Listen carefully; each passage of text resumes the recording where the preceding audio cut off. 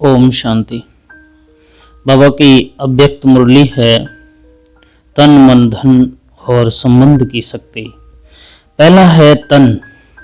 अगर तन है तो सब कुछ है, क्योंकि तन के जरिए ही हम बाबा को भी याद करते हैं और तन ही है जिसके द्वारा हम और भी अन्य सब कुछ काम करते हैं। तन है तो तन से ही हम ईश्वर को और बाबा की सेवा कर सकते हैं, तन नहीं तो कुछ भी नहीं हो सकता। फिर दूसरा है मन। तन तो है लेकिन अगर मन तुम्हारा शालीन न हो, कंट्रोल में न हो, जो समाधि सठ संपत्ति बताई हैं उनके अनुसार न चलता हो, मन का दमन होता हो, मन अच्छे क्रियाकलापों में न लगता हो, मन हमेशा गफलत की बातों में उलझा रहता हो, तो भी व्यर्थ है ये जीवन। तन है, मन है।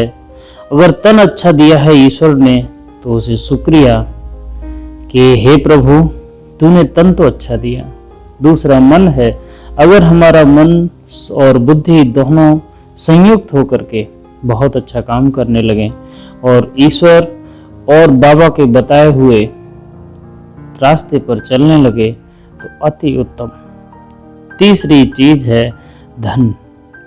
धन शारीरिक भौतिक जरूरतों को पूरा करने के लिए अति आवश्यक है, क्योंकि अगर बाबा का भी ध्यान करना है तो अगर वेल मेंटेन्ड आपके पास चीजें या फिर कहना चाहिए साधन मौजूद है तो आप बहुत अच्छे से उसका उपयोग कर सकते हैं। लेकिन धन की अधिकता कभी कभी व्यर्थ बना देती है, इतना गुमान पैदा कर देती है अंदर कि समझ में नहीं आता है कि जिंदगी आखिर किधर जाएगी। अगर आज हम मरते हैं तो कहाँ जाएंगे, ऐसा महसूस होता है। धन है और धन भी अगर वो अच्छी जगह से आता है, चोरी लकोरी या फिर किसी से झूठ सांच करके छीना झपटा नहीं गया है, अब वो हमारी मेहनत का है, तो हमारे काम जरूर आएगा, हमारे काम आएगा और हमारे जो जीवन है, साथी हैं जीवन के, माँ हो बाप हो, और उन सबको भी उच्च बनाएगा। फिर आता है इन संबंधों की शक्ति। हमारे अगर संबंध अच्छे होंगे तो हमारा जीवन भी बहुत उत्तम होगा। अगर संबंध हमारे बिगड़े, संबंध अच्छे नहीं हैं, हम चाहे कितने भी अच्छे रहें तो भी ठीक नहीं होगा। मान लो कि अगर आप रहते हैं जहां और आपका पड़ोसी आपको तंग करता है तो आप कितने भी ध्यान योग साधना कुछ भी करना, लेकिन आप कहीं ना कहीं आपके दिमाग में, दिलो और दिमाग में ये टीस रहेगी, ये फील करेंगे कि घर पड़ोसी अच्छा होता, थोड़ा शोर कम होता और थोड़ा जीने में आनंद आता। संबंध की शक्ति भी होना बहुत जरूरी है। तो मुख्य रूप से 4 बातें हैं और 4 बातों के लिए ही आदमी जिंदगी जीता है।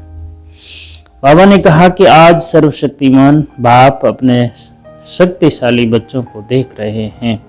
बाबा इस पॉइंट को क्यों यूज करते हैं कि शक्तिशाली बच्चे, ये याद दिलाते हैं कि बच्चे तुम बस मेरे ही समान हो, मेरे ही जैसे हो, बस ये भूल चुके हो।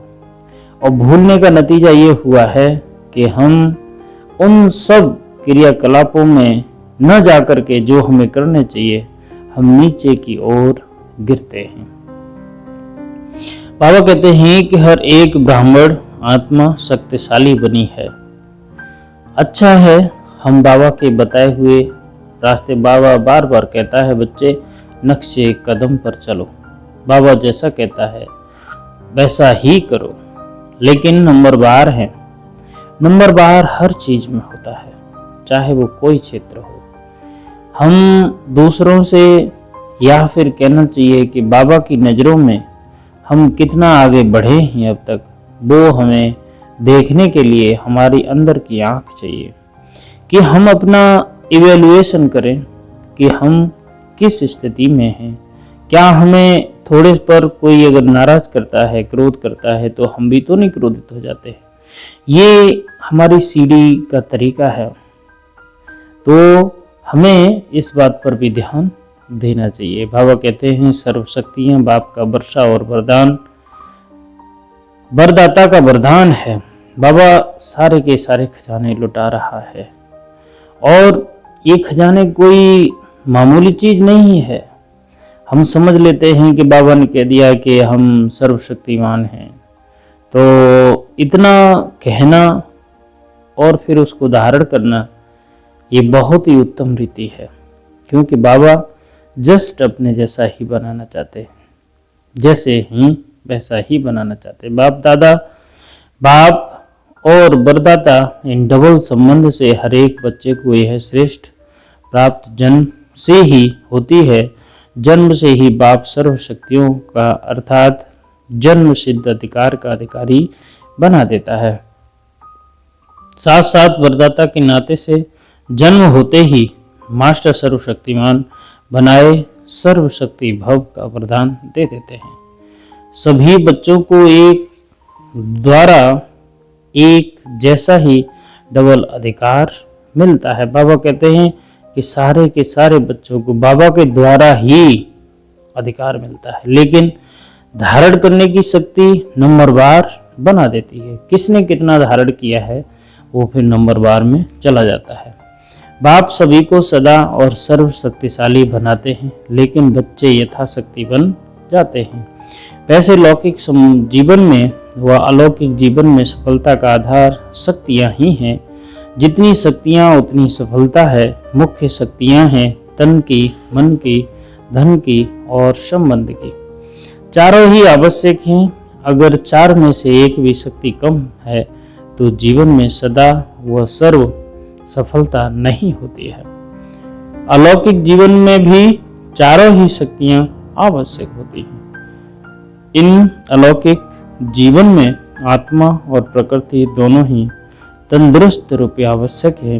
जब आत्मा स्वस्थ है तो तन का हिसाब किताब व तन का रोग सूली से कांटा बनने के कारण, बाबा कहते हैं कि अगर तुम्हारा आत्मा अच्छी है, आत्मा शुद्ध है, तो आप जो जैसे कहानी आती है कि एक संत थे, वो रास्ते पर जा रहे थे तो उसने शिष्य से कहा कि शिष्य कपड़ा फाड़, तो कपड़ा फाड़ इतना कहा ही था कि ऊपर से ईंट गिरी और उनका पैर फ्रैक्चर हो गया। पैर में जैसे ही चोट लगी तो शिष्य बोला कि गुरुदेव आपको पता था कि ईंट गिरने वाली है तो आपने हटाया क्यों नहीं? तब उन्होंने कहा कि अगर मैं इस चीज को बचा लेता, अभी नहीं भोगता, तो यही बहुत बड़ा होकर के मुझे भोगना पड़ता। अभी तो बस उंगली में चोट लग के रह गया है, बाद में ये बड़ा बनता और मुझे परेशानी ज्यादा देता। इसीलिए बाबा कहते हैं बच्चे, यहाँ पर जो सूली लगनी थी आपको, लेकिन वो कांटे में तब्दील हो जाती है। अगर आत्मा हमारी निर्लेप है और हम सच्चाई से बाबा के साथ, बाबा के बताए हुए रास्ते पर चलते हैं, गलतियां होती हैं, सबसे होती हैं, लेकिन अगर वो गलतियां हमारे होते हुए पिता से हम कहें तो उनका प्रभाव कम हो जाता है, और प्रभाव कम होना ही हमें श्रेष्ठ बना देता है। बाबा कहते हैं कि मुख पर कभी बीमारी का वर्णन नहीं होता। कर्म भोग के वर्णन के बदले कर्मयोग की स्थिति का वर्णन करते हैं, क्योंकि बीमारी का वर्णन भी बीमारी की वृद्धि करने का कारण बन जाता है।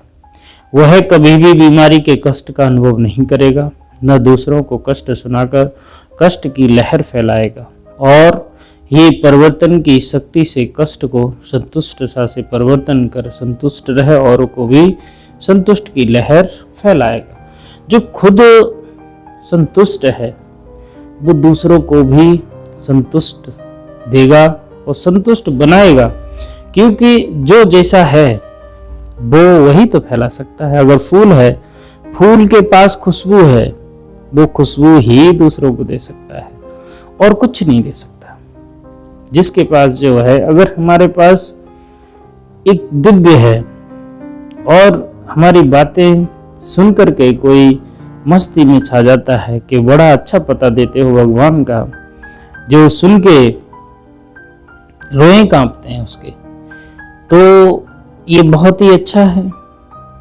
बाबा ने आज जो वरदान दिया है कि स्वयं के आराम का भी त्याग कर सेवा करने वाले सदा संतुष्ट, सदा हर्षित भव।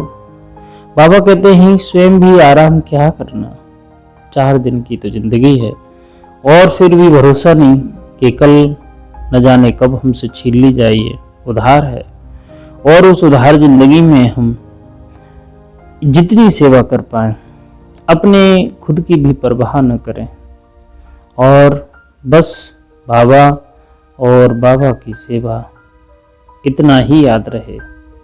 बाबा कहते हैं सेवाधारी स्वयं के रात दिन के आराम को भी त्याग कर सेवा में ही आराम महसूस करते हैं। उनके संपर्क में रहने वाले व संबंध में आने वाले समीपता का ऐसा अनुभव करते हैं जैसे शीतलता व शक्ति शांति के झरने के नीचे बैठे हैं। श्रेष्ठ चरित्रवान सेवाधारी कामधेनु वन सदा काल के लिए सर्व की मनोकामनाएं पूर्ण कर देते हैं। ऐसे सेवाधारी को सदा हर्षित और सदा संतुष्ट रहने का वरदान स्वतः ही प्राप्त हो जाता है। आज जो बाबा ने स्लोगन दिया कि ज्ञान स्वरूप बनना है तो हर समय स्टडी पर अटेंशन रखो, बाप और पढ़ाई से समान प्यार करो। बाबा कहते हैं कि ज्ञान तो तभी होगा ना जब हम स्टडी पर ध्यान देंगे, और स्टडी भी और बाबा का साथ भी दोनों मिलाएंगे तो यही तो कर्म योग है।